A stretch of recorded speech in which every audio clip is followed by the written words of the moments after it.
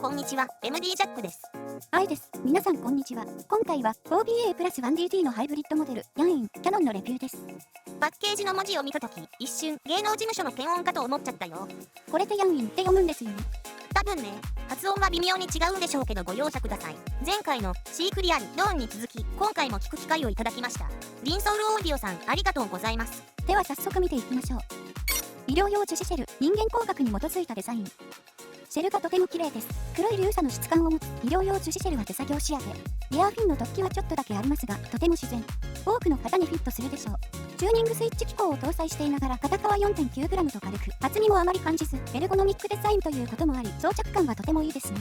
表面は滑らかで触り心地もいいです。ワンダイナミックプラス4バランスドアーマチュアハイファイハイブリッドイヤホン。ダイナミックドライバーは 10mm バイオダイアフラムを使用。低音のアタックとレスポンスが素早く正確。バランスドアーマチュアはノムルス射精を4機搭載。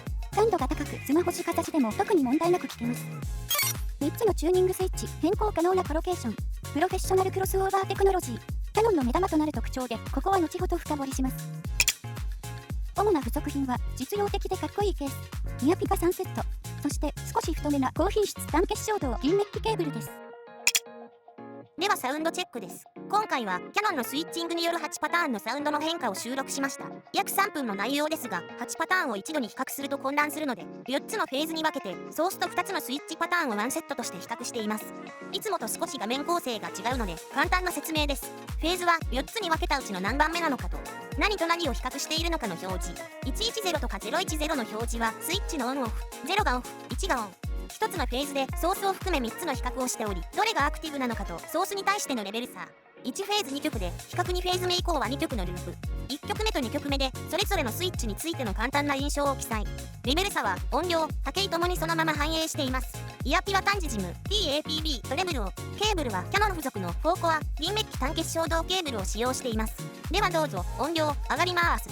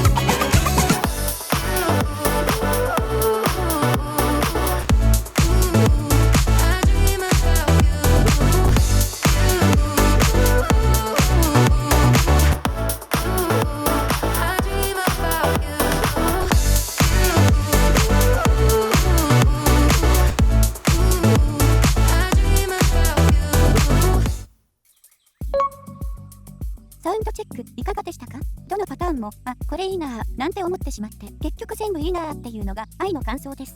そうなんだよね。ちょっと意外だったな。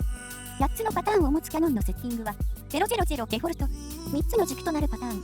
他4つの組み合わせパターンという風に考えるとすっきりしてきます。詳細は波形とサウンドチェック、そしてこれから表示するグラフ内コメントなどでご確認ください。画面の切り替えが早い場合は適宜一時停止などをご使用いただければと。では8つのパターンを見ていきましょう。まず000デフォルト。波形上では低域が強く弱鈍シャリ傾向。2キロ以降の3つのピークは程よく調整を考慮したセッティングになっているように見える。次に軸となる3つのパターン。100と010のセッティングの影響範囲が滑らかで広いことがわかる。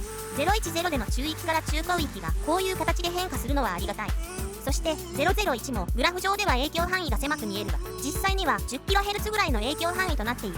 さらに他4つの組み合わせパターン、低域中域中心110と中域高域中心011、いずれも約2デシベルレベルが上がる。単体でブーストしていた帯域がクロスしていたところもミックスされていることがこの部分の違いではっきりわかる。そして低域高域中心101、オールすべてブースト111。個人的には全帯域ブーストは慣れてしまわない方がいいと思うので、ここぞという時の切り札に取っておくのがいいかも。ブーストレベルは最大で3デシベル。レベル差が 2.4 と3デシベルの時、少しボリュームを下げましたが、他パターンはボリュームを変更せず聞けました。どのパターンも実用的ですが、好みがあるので使うパターンがある程度決まってくるかもしれません。でも、多くの人の好みに適応できるというのはすごいことです。今回はイヤピを一つに絞ってお話ししてきましたが、実際はこれにイヤピバリエーションを加えることで、さらに微調整が可能ですね。多くの顔を持ち、どれも本当の顔として機能することから、どの帯域も優れた表現力を持つ。立ち上がりが速く、近めのサウンドはとてもパワフルだが、荒さはなく、ハイハットワークなどは細やか。C オーディオブレイバリーで感じたような広域の繊細さとは少し違うが、キャノンの中広域から広域は非常に滑らか。弱点があるとすれば、低域を単独でカットする機能はなく、他を持ち上げることでバランスをとっていることぐらい。なんか、とにかくすごかったですね。そうだね。まだまだ全然聞き足りないけど、凄さの片鱗は十分分かったよね。愛には手の届かないモデルですけど、いつかきっとキャノン買いますよ。これ持っちゃうと、他モデルを聞く機会が減りそうですね。でも、リスナーとしてはいろいろなモデルを聞きたい欲求は消えないから、これからもいろいろ聞いていくけどね。すべてが使えるセッティングのキャノンはパワフルでキレがあり、立ち上がりが早く、近めの音に余韻がしっかりついてくるので、聞いていて気持ちがつい上がってしまいます。本当の意味でいろいろな顔を持つキャノンは、やっぱりすごいと思いました。単価4万円台中盤と、決して安くはないですが、数千円のモデルを複数持てば、同等の金額になってしまうでしょう。ベースクオリティが高いので、これ1本でどれだけいろんな楽しみ方ができるかと思うと、他を我慢してでも持っておきたいモデルとも言えるでしょう。ということで、ヤイン、キャノンは素晴らしいモデルです。ではまた次の動画で。ご視聴ありがとうございました。MD ジャックチャンネルはイヤホンレビューを音と波形た言葉で表現します。チャンネル登録お願いします。